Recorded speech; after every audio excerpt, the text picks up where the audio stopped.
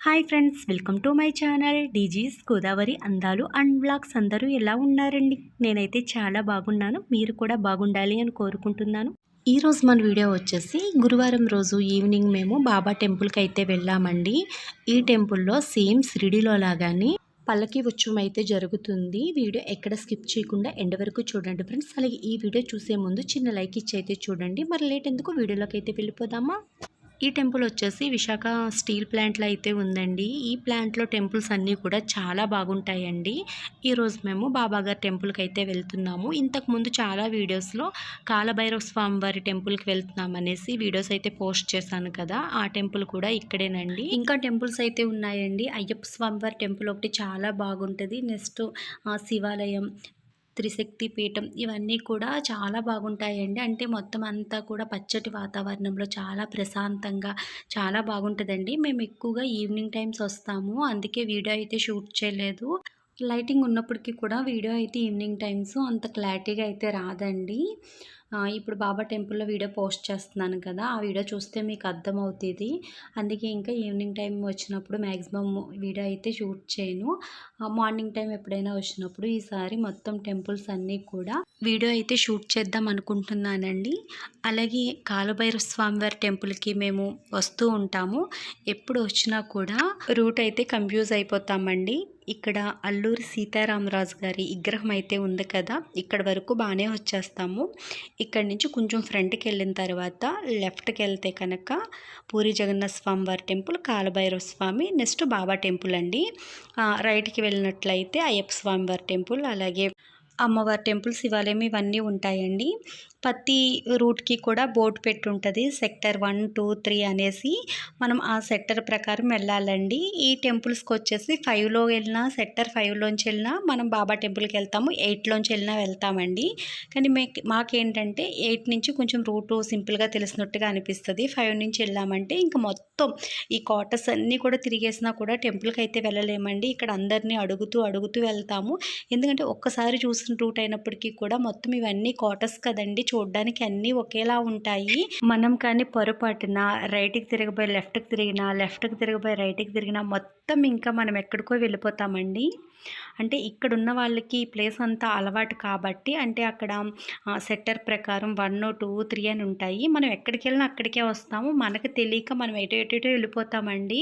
ఇదంతా కూడా ప్లాంట్ చాలా పెద్దదైతే ఉంటుంది కదా, రూట్ అయితే మిస్ అవుతాము. కానీ ఈసారి అలా కాకుండా చాలా పర్ఫెక్ట్గా అయితే కాలభైరవ స్వామి వారి టెంపుల్కి అయితే వచ్చేసామండి. అమావాస్యకి అయితే ఈ టెంపుల్ దగ్గర అస్సలు ఖాళీ ఉండదండి. ఆల్రెడీ మన ఛానల్లో పోస్ట్ చేశాను కదా, గుమ్మడి దీపాలు పెడుతూ ఇదంతా రష్గా అన్నదానం ఇవన్నీ జరుగుతాయి కదా.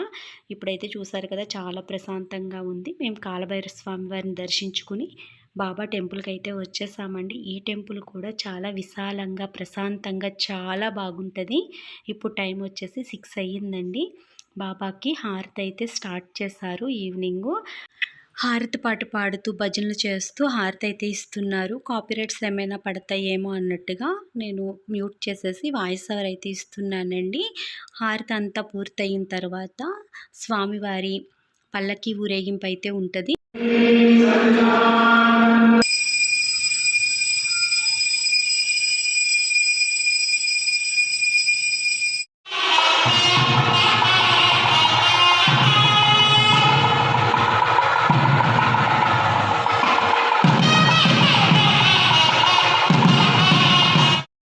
హారతి అయితే పూర్తయిపోయిందండి. బాబానైతే దర్శించేసుకున్నాము.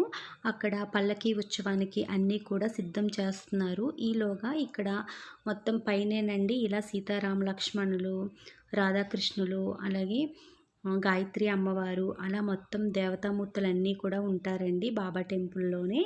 వాటన్నింటినీ కూడా దర్శించుకుందాం కదా అనేసి నేనైతే వచ్చానండి. ఇలా ఇక్కడ బుద్ధ భగవాను, నెక్స్ట్ తాబేలు, ఇలా భలే అయితే ఉంటుంది. చూసారు కదా, చాలా పెద్ద టెంపుల్ అండి.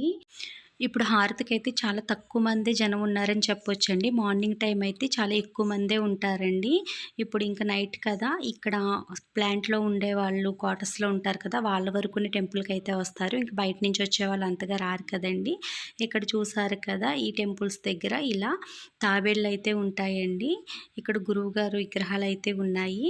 అలాగే చూసారు కదా! బయటంతా కూడా భలే ఉంటాయండి టెంపుల్స్ అన్నీ కూడా. ఎక్కువ ప్లేస్‌లో కట్టడం వల్ల చాలా ప్రశాంతంగా అయితే ఉంటాయి.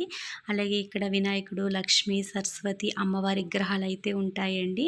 ఈ టెంపుల్ పైకి కూడా కుక్కలైతే వచ్చేస్తాయి. ఎవ్వరు కొట్టరండి. ఈ బుడ్డిది చూసారు కదా! 2 పిలకలేసుకుని ఆ కుక్క ఎనకాల ఎలా పరిగెడుతుందో, ఇక్కడైతే పల్లకీని అలంకరిస్తున్నారు. అలంకరణ పూర్తయిన తరువాత పల్లకీ ఉత్సవం అయితే జరుగుద్దండి. సేమ్ షిరిడీలో బాబా గారికి ఏ విధంగా అయితే పల్లకీ ఉత్సవం జరుగుద్దో ఇక్కడ కూడా అదే విధంగా ప్రతి లక్షవారం చేస్తారంటండి.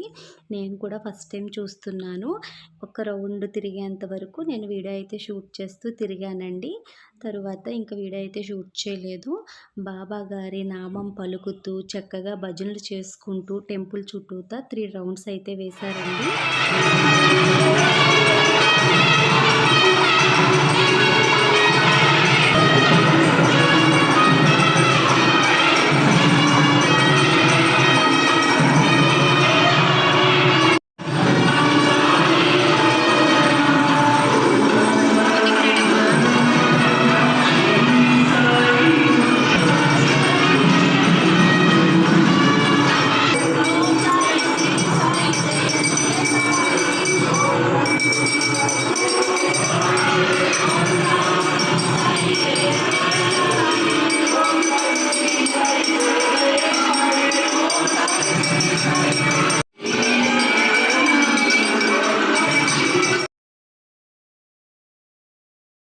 చూసారు కదండి బాబా గారు పల్లకి ఉత్సవం అయితే ఈ విధంగా చేస్తారంట. 3 సార్లు ప్రదక్షిణాలు అయితే చేశారండి. అక్కడున్న దేవతామూర్తులు ప్రతి విగ్రహం దగ్గరికి వెళ్ళి 2 మినిట్స్ నుంచుని అక్కడ బాబా భజన అయితే చేస్తూ ఇలా 3 సార్లు పల్లకీనైతే ఊరేగించారండి. ఊరేగించిన తర్వాత యథావిధిగా ఇక్కడైతే ఉంచారు. ఇప్పుడు బాబా గారికి నైవేద్యం అయితే సమర్పిస్తున్నారండి.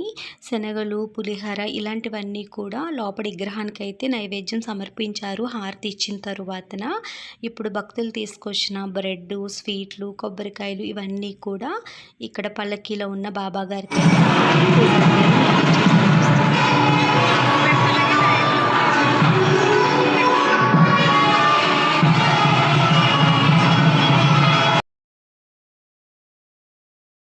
నైవేద్యం సమర్పించిన తర్వాత హారతి అయితే ఇచ్చారండి. ఈ విధంగా మేము కూడా ఈరోజు స్వామివారి పల్లకి ఉత్సవంలో అయితే పాల్గొన్నాము. అనుకోకుండా వచ్చామండి, దర్శనం చేసుకు వెళ్దాం కదా అన్నట్టుగా. అలాంటిది హారతి నెక్స్ట్ పల్లకి ఉత్సవంలో ఫస్ట్ టైం పాల్గొన్నానండి. చాలా హ్యాపీగా అనిపించింది. ఇంక దర్శనం అయిన తర్వాత బయలుదేరుతూ కిందకు వచ్చాము. కిందన వచ్చేసి ఇక్కడ టెంపుల్స్ అయితే ఉన్నాయండి. ఇక్కడికి కూడా వచ్చాము. ఇక్కడ వినాయకుడు, అలాగే బాబా గారు, బాలసుబ్రహ్మణ్యేశ్వర స్వామి, పాలరాతితో చేసిన ఈశ్వరుడండి. చూసారు కదా నందీశ్వరుడు, ఈశ్వరుడు ఎంత చక్కగా ఉన్నారో పాలరాతితో. ఇక్కడ కూడా దర్శనం చేసుకుని మేమైతే బయటన రాయి చెట్టు, యాప చెట్టు ఉంటాయి. ఆ చుట్టూతో శివలింగము, అలాగే దేవతామూర్తుల విగ్రహాలు అవన్నీ ఉంటాయండి. అక్కడికి కూడా వెళ్ళి దర్శనం చేసుకున్న తరువాత పక్కనే దుని కూడా ఉంటుంది. అక్కడ కూడా దర్శనం చేసుకు వద్దాం కదా అనేసి అయితే వెళ్తున్నామండి. సో చూసారు కదా నైట్ టైం కాబట్టి ఇవన్నీ కూడా అంత క్లారిటీగా లేదు, లైటింగ్ ఉన్నప్పటికీ కూడాని. ఇందాక చెప్పాను కదండి, అందుకే నేను మిగతా టెంపుల్స్ ఎప్పుడు కూడా వీడియో అయితే షూట్ చేయలేదు. ఇంక ఇది కూడా షూట్ చేయడానికి కారణం ఏంటంటే ఇంకా హారతి, అలాగే నెక్స్ట్ బాబా గారు పల్లకి ఊరేగింపు ఒకటి జరుగుతుంది కదా అన్నట్టుగా. సో ఈరోజు ఈ వీడియో అయితే షూట్ చేశానండి. చూసారు కదా, ఈరోజు వీడియో అయితే ఇంతే. ఈ వీడియో మీ అందరికీ నచ్చుద్దని అనుకుంటున్నాను. ఈ వీడియో నచ్చినట్లయితే లైక్ చేయండి, షేర్ చేయండి. అలాగే మరిన్ని వీడియోలు మన ఛానల్లో మీరు చూడాలి అనుకుంటే మన ఛానల్ని సబ్స్క్రైబ్ చేసుకోవడం అయితే మర్చిపోవద్దు. పక్కనున్న బెల్ ఐకాన్ క్లిక్ చేయండి. నేను ఏ వీడియో పోస్ట్ చేసినా